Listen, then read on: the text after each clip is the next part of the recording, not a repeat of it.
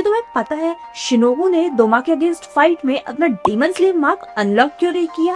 और नहीं, ये रीजन तो बिल्कुल भी नहीं है कि वो सबसे वीकेस्ट हाशिरा है। बहुत लोग ऐसा सोचते हैं कि उसके पास स्ट्रेंथ बहुत कम है, इसलिए उसका डीमन स्लेयर मार्क अनलॉक नहीं हुआ। लेकिन बात थोड़ी डिफरेंट है। सबसे पहले शिनोबू का प्लान कभी भी दोमा को अपनी स्ट्रेंथ से हराना नहीं था। उसे ऑलरेडी पता था कि वो अपनी स्ट्रेंथ से किसी अपर मून डीमन को नहीं हरा पाएगी, इसलिए उसने अपनी इंटेलिजेंस और नॉलेज पे भरोसा किया। अब बात करते हैं मार्क को अनलॉक करने की कंडीशन क्या है। पहली condition, heart rate 200 beat per minute से ऊपर होना चाहिए। दूसरी कंडीशन, बॉडी टेम्परेचर 39 डिग्री से ऊपर होना चाहिए। और ये तभी ट्रिगर होगा जब कोई डीमन स्लेयर लाइफ और डेथ सिचुएशन में हो, मतलब लिटरली अपनी जान की बाजी लगानी पड़ती है। तो सवाल आता है कि आखिर शिनोबू के साथ ऐसा क्यों नहीं हुआ? सबसे पहला रीजन था दोमा का ब्लड डीमन आर्ट। उसने पूरा एरिया आइस और फ्रीजिंग मिस्ट से भर रखा था। कोल्ड एनवायरनमेंट की वजह से शिनोबू का बॉडी टेम्परेचर कॉन्टिन्यूअसली नीचे गिरता जा रहा था। ऊपर बढ़ने का तो सवाल ही नहीं उठता।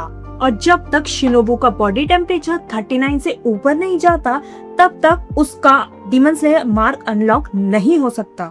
तो ये जो मार्क अनलॉक करने वाली कंडीशन थी, ये अप्लाई ही नहीं हुई, तो ये पॉसिबल ही नहीं था। दूसरा रीजन, शिनोबू की अपनी खुद की स्ट्रेटेजी। उसने दोमा के अगेंस्ट सर्वाइवल के लिए फाइट ही नहीं की। उसका असली प्लान था खुद को सेक्रीफाइस करना। उसने अपने बॉडी को लिटरली एक वॉकिंग पॉइजन बना लिया था। उसने सालों तक अपने अंदर पॉइजन की कैपेसिटी बिल्ड की थी, ताकि एक दिन वो अगर दोमा के सामने आए तो उसकी खुद की बॉडी एक फाइनल वेपन बन जाती। सोचो, जब वो फाइट कर रही थी तो उसके दिमाग में सर्वाइवल का थॉट ही नहीं था। उसने अपने आप को दोमा के लिए अपना मील बना लिया था। जैसे ही दोमा ने उसे एब्सॉर्ब किया, उसने massive amount of wisteria poison अपनी बॉडी में खींच लिया।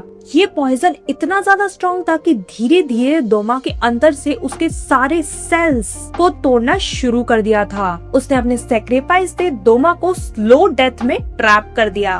बाद में कनाओ और इनोसुके ने फाइट को कंटिन्यू किया और वो जीत गए। तो जब लोग बोलते हैं कि शिनोबू सबसे वीकेस्ट हाशिरा है, इसलिए उसने अपना डीमन स्लेयर मार्क अनलॉक नहीं किया, तो वो बहुत ज्यादा गलत है। बात तो ये है कि दोमा के आगे कोई भी हाशिरा अपना डीमन स्लेयर मार्क अनलॉक नहीं कर सकता। और दूसरी बात, उसका प्लान सर्वाइवल का नहीं था, बल्कि खुद को सेक्रीफाइस करना था। इसलिए उसने अपना डीमन स्लेयर मार्क अनलॉक नहीं किया।